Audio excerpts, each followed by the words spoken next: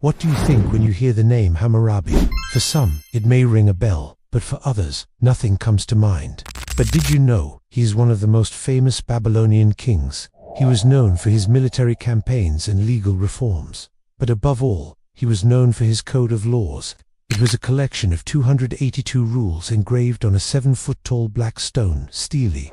And though it's hard to imagine today, it's been hugely influential, helping to shape the course of history. But what really made this code so unique? Well, you'll have to wait and see.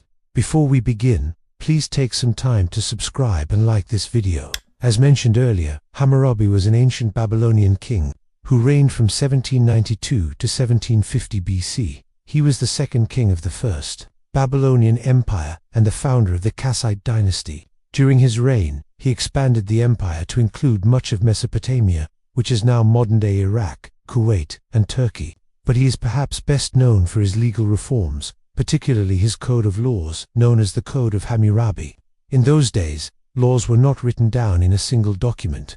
They were passed down orally through generations or recorded on clay tablets, which were often destroyed or lost. However, Hammurabi wanted to create a comprehensive legal code that would apply to all Babylonians. So he commissioned the construction of a large stone monument on which the laws would be inscribed. This monument, known as a stele, was about 7 feet tall and 4 feet wide and weighed several tons. It was made of a rare black stone called diorite, which was so hard that it was almost impossible to carve. But Hammurabi was determined to have the laws inscribed on it. He brought in the best scribes and craftsmen in Babylon to work on the project, and they spent years chipping away at the stone until the laws were finally complete. Once the stele was finished, it was placed in a public square in Babylon where everyone could see it. The laws were written in a language called Akkadian, which was the official language of Babylon. They were also written in a wedge shape, which was the standard way of writing at the time. The laws themselves were divided into 282 sections, each dealing with a different topic. They covered everything from property rights to family law to criminal law. Some of the laws were very harsh by today's standards, such as the law that allowed a husband to beat his wife if she was unto virgin when she married him. However, many of them were actually quite progressive for the time period in which they were written. For example, the code prohibited rape and sexual assault, and it also provided for the protection of women and children. Though it's hard to overstate the importance of this code, it had a profound impact on the development of law and society. It was the first time that a comprehensive set of laws had been written down and made public. It also set the stage for future legal codes, including the laws of Moses. In fact, there are some striking similarities between the two codes. Both, for example, emphasize the importance of justice and righteousness. They both prohibit murder, theft, and adultery, and they both provide for the protection of women and children.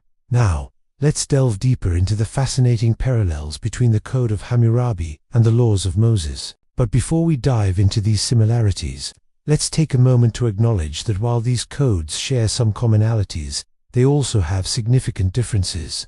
The Code of Hammurabi, for example, was based on the belief in a divine right to rule.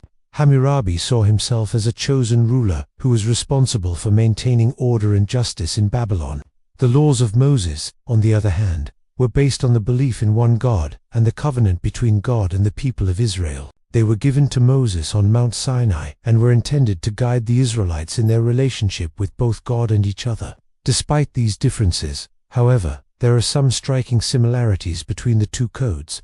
One of the most obvious similarities is their emphasis on justice. Both codes contain laws against murder, theft, adultery, and other crimes against persons and property. They both also provide for due process and a fair trial, although the Code of Hammurabi is often seen as more rigid and harsh in its punishments. Another similarity is their concern for the welfare of the most vulnerable members of society.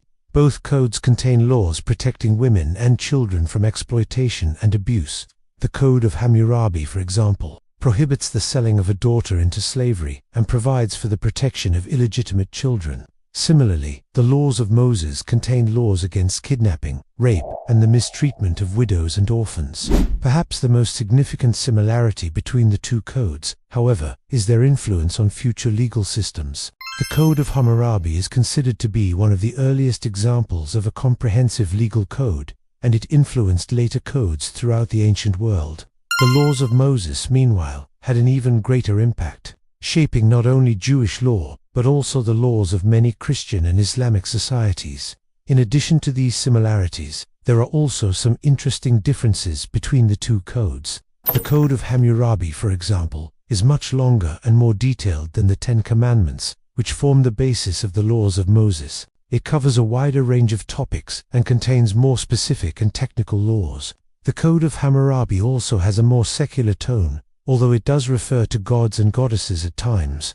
By contrast, the laws of Moses are deeply rooted in religious beliefs and practices. They contain numerous references to God and the covenant between God and the Israelites. Overall, the Code of Hammurabi and the laws of Moses are two of the most important legal and religious texts of the ancient world. Despite their differences, they share some striking similarities in their emphasis on justice, their concern for the vulnerable, and their lasting influence on later legal systems. Hammurabi died in 1750 BC after ruling for over 40 years. He left behind a legacy of military conquest and legal reform that would influence the course of history.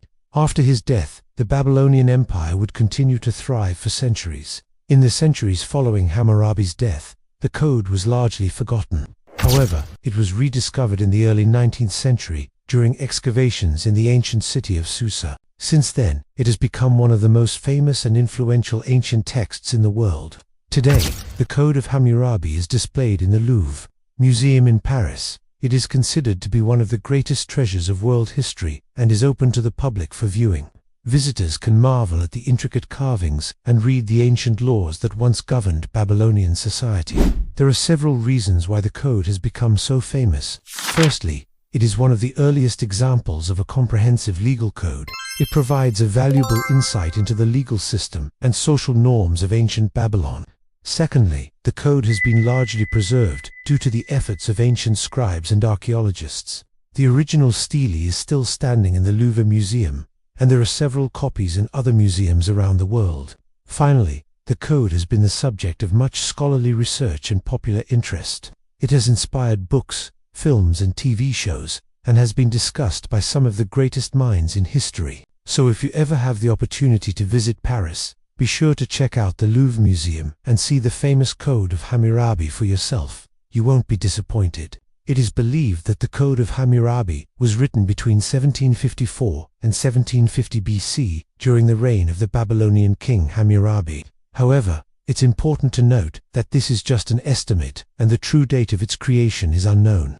The code was discovered in 1901 by French archaeologists who were excavating in the ancient city of Susa. It was found broken into several pieces, but they were able to piece it back together and decipher the ancient cuneiform script.